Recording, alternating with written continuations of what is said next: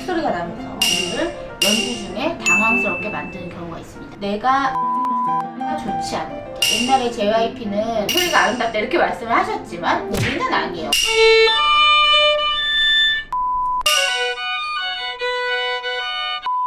다 점검을 해보신 다음에 다각도의 검토 해보셔야 될 것 같습니다.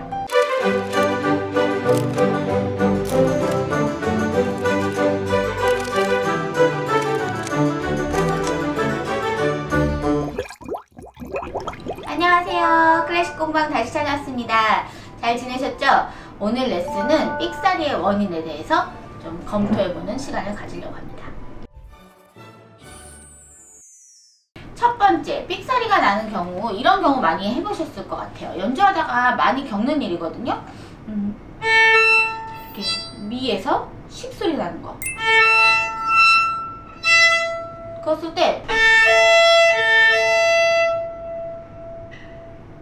이렇게 정상적으로 나오지 않고 이렇게 식소리가 나면서 우리를 연주 중에 당황스럽게 만드는 경우가 있습니다. 그런 경우는 각도 때문이에요. 내가 활의 각도가 정확하게 일치하게 시스템 이동이 되어야 하는데, 보이시죠? 팔꿈치?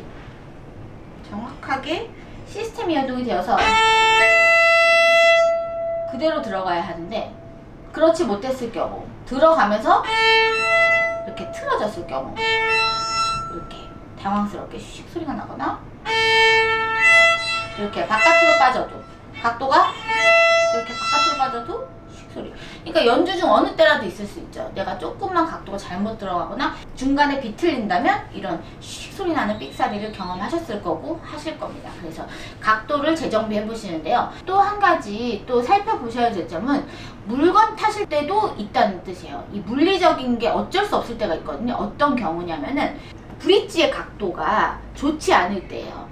너무 미선이 파고 들어갔거나 브릿지를 깎을 때가 새로 됐다는 거죠. 그리고 아니면은 다른 그 바이올린의 틀이 움직여서, 예를 들어서 핑거보드가 너무 올라갔다던가 악기가 어디가 터졌거나 뭔가 뒤틀려서 이게 각도가 안 맞게 된 거죠. 그래서 이 각도의 균형이라던가 밸런스가 깨졌을 때 또 이런 일이, 나는 아무리 잘하려고 해도 계속 날 때가 있거든요. 그런 경우, 물리적인 경우도 한번 의심을 해보셔야 되고, 또 미줄이 이 스트링이 수명이 닿았을 때도 그런 소리가 되게 잘 나기도 합니다. 그래서 이런 경우들을 다 점검을 해보신 다음에 그 다음에 각도가 완벽한지 또 살펴보시는 그런 다각도의 관찰, 그 다음에 검토 꼭 해보셔야 될 것 같습니다.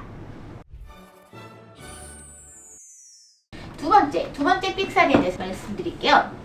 우리가 첫 번째는 활이었다면 두 번째는 운지에 관한 건데요. 내가 밀착도가 좋지 않을 때 삑사리가 납니다. 예를 들어서 옛날에 JYP는 공기반, 소리반 이렇게 들어가야지 가장 비율이 좋고 소리가 아름답다 이렇게 말씀을 하셨지만 우리는 아니에요. 우리는 공기통의 소리가 나면은 그건 삑사리로밖에 안 되거든요. 어떻게 단단하게 통 안에 모든 음을 더 넣어주느냐, 이런 것들이 사실은 중요한 악기죠. 우리는 그래서 바람소리 안 들어가게 밀착도가 높아야 돼요.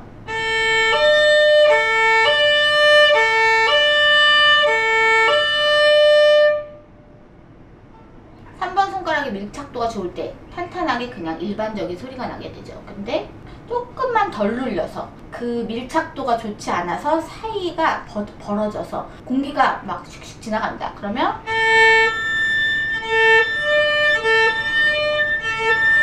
살살 누르는 것만으로도 이렇게 삑사리가 연출이 되는 겁니다. 그래서 일부러 이런 소리를 내고 싶을 때, 현대곡 같은 데서 하고 싶을 때는 이런 방법을 사용하시되, 내가 너무 살살 누르거나 밀착도가 덜 밀착되진 않은지, 완전하지 않은지 그런 것들을 좀 살펴보셔야 삑사리를 좀 줄일 수 있겠습니다.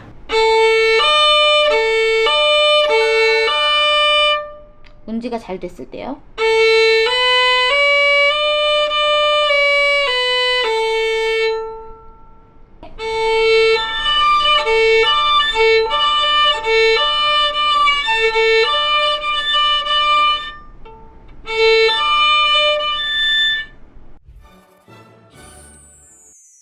그 다음 세 번째 경우 삑사리는요, 내가 건드린다.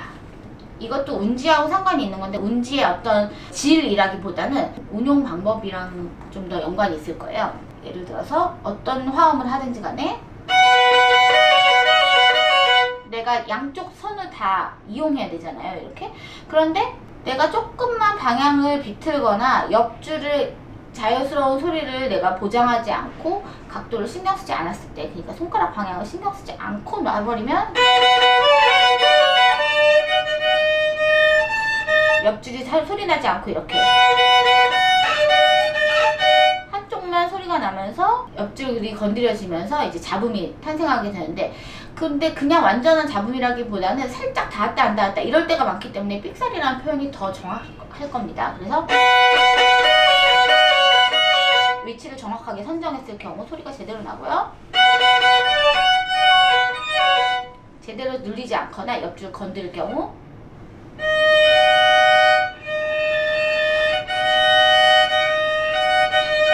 그렇죠? 약간의 방향 틀어짐만을 봐도 이렇게 소리가 완전히 달라지고 삑사리가 계속 생성되고, 만약에 내가 그랬다 안 그랬다 한다면 계속 소리가 이상한 소리가 계속 끼어드는 삑사리가 계속 발생이 되겠죠. 그래서 내가 정확하게 두 줄이 다 리벳에 되게 자유로울 줄 수 있게끔 소리가 계속 날 수 있게끔 놔두고 그 다음에 피해서 움직일 수 있느냐 없느냐, 그게 가장 관찰할 포인트가 되겠습니다.